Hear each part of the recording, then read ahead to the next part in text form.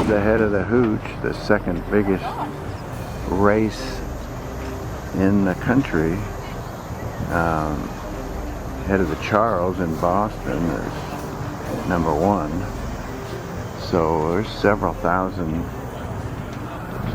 rowers here. It's a beautiful venue. People from all over the country come here to Chattanooga. Like we said, it's the first weekend in November, so sometimes it can be a little cold, but in November 2021 was a great weekend. Some beautiful boats, great competition. People make friendships here and actually see each other on subsequent years, and they come, like I say, there's just schools and teams from just about every part of the country, so it becomes a melting pot. The amount of boats that are out there is pretty amazing. Great places to view the race. There's several bridges you can go up on. This is the launch ramp. You can see all the activity as boats are launched. Come back to a separate ramp when you bring the boats in, but lots of boats head up the river. You have to row up the river to the starting point, so it's a good strong row up. But again, here's a view from one of the bridges, but you can see it's just tremendous competition from start to finish. And I think Mike Connors, who's head of the race at this point in time, talks about it being one of the greatest, most friendliest regattas in the country. Everyone looks for those yellow buoys to cross the finish line. Like I said, there's a number of bridges that give great opportunities to cheer on your favorite team or individual, and we usually can have some really nice weather, but we have had days when there's been a lot of wind, and for me in a single, that's pretty the death march. But great time, great friends. Okay, we're here at the head of the HOOCH. We're with Larry. This is, what is this, Larry? This is November the 6th. Head of the HOOCH is the first weekend usually in November, and strangely enough, it usually gets cold that first weekend. And we had some cold weather this morning. But Larry, give us a little history of your background in rowing, what it's meant to you, how it's helped your quality of life. Sure. Well, I had two daughters that rowed for the junior program at Indianapolis Rowing Center in Indianapolis. Okay. And so, to produce. Yeah. So I had some familiarity with attention on the venue. Attention on the venue. I would like to ask everybody to please stop what you're doing for a minute. Stand still. Stop talking. I want to take a moment to honor our former regatta director, Daniel Wolf, who was the regatta director of the HOOCH for over 20 years. He was a colleague, a teammate, and a friend. Passed away in March of 2020. This is the first HOOCH without Daniel in a long, long time. Daniel had a vision that the HOOCH would be the friendliest rowing regatta in the world. That's the mission we have for all of our volunteers, is to make this something that people not only come and race, but come and enjoy each other. I'd like to ask everybody if you would just bow your heads in a moment of silence as remember Daniel and everything he did to make the HOOCH what it is today. Thank you. Thank you, Daniel. Please enjoy the rest of the day. Thank you, everybody. Yeah, Daniel was a great guy. I did launch ramps when I didn't race. And, I never met him. Yeah, super gosh. So go ahead. I'm a little interrupted. Sure. Well, I was just saying I had some familiarity with racing or rowing in Indianapolis because my daughters rowed for 2 or 3 seasons each in high school. But I had never rowed on the water. So I had some familiarity with rowing, but I had never rowed on the water. I did. You did the erg? I did have an erg. I started erging in, believe it or not, the mid-'80s. Wow. And that was one of my cross-training programs. I had been a pretty active basketball player, then a pretty active handball player. Okay. Then I started running. And I had a lot of little nagging injuries as a runner.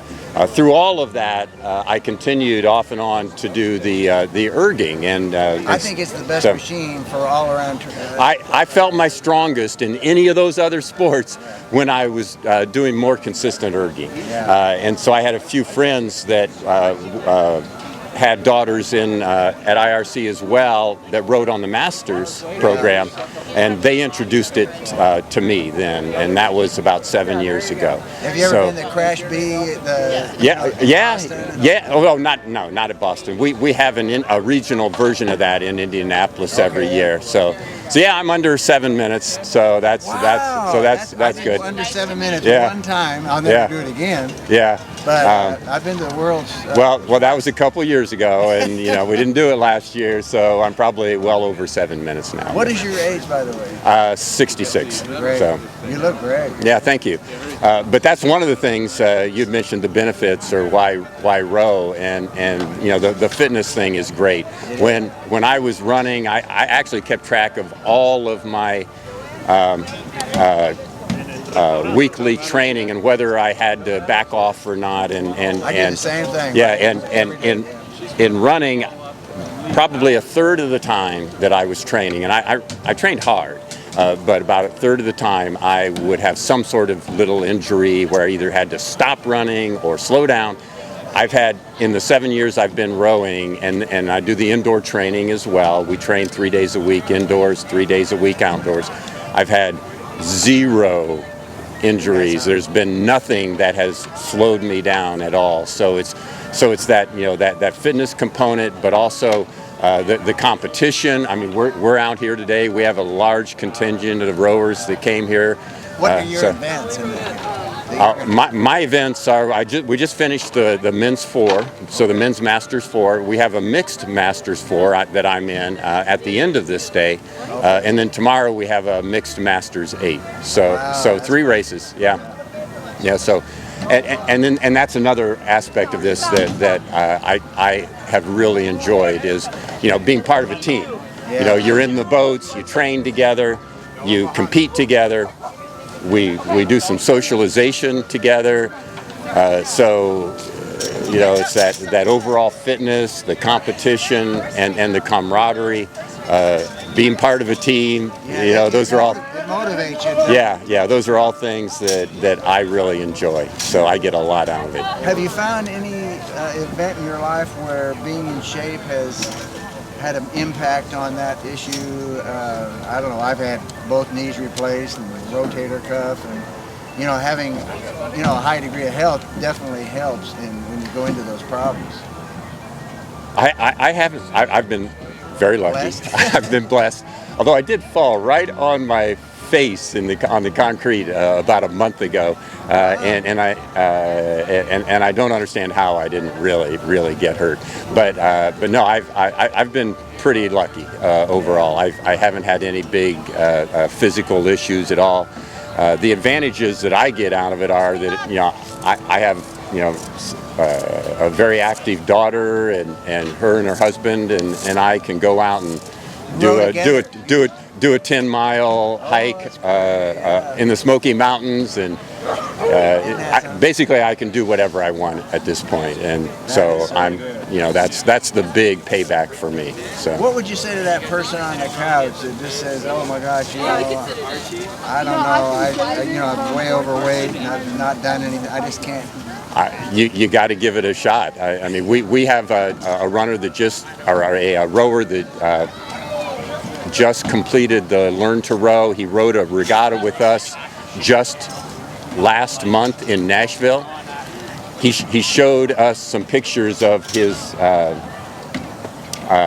pre-rowing. He actually started running a little bit and then rowing, and he was one of those guys that had never been active, and he was pretty out of shape. That's the good way to say it. Yeah. And he was in a boat rowing 5,000 meters up to the start and 5,000 meters back just a few weeks ago. So you just got to get off the couch and start doing something. I'd say, yeah, you got to just give it a shot.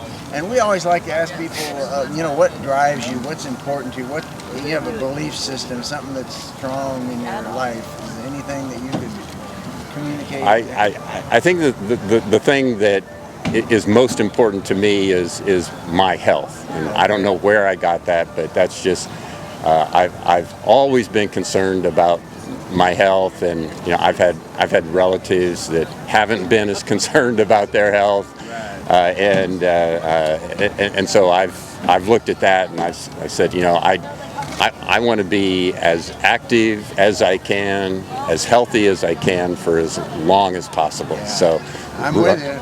Yeah, and so I don't know how long I'm going to keep rowing, but I don't feel like I'm anywhere close to being done with this. So. Yeah, and I'll be 80 next March. Wow. I don't intend to stop either. Wow. Yeah, if I can make it that long, that would be great. But it allows me to do all of these other things that I want to do. Yeah. So it's a motivator for me to be able to stay on the water, to do the indoor training, and then be able to have the quality of life for all the other stuff. Go out with your child and maybe grandchild. And we have a grandchild now, and she has a little boy 6 months old, and I playing on the floor with him. I love it. So. Well, thank you. That's we just want to inspire others to be motivated, and our theme is get involved. Just find something. For you, it's rowing, but also you do other things. Just to get out there, their quality of life is enhanced. Yeah, I say, do it. Get active or stay active. Right. Thank you. That's great. Appreciate it.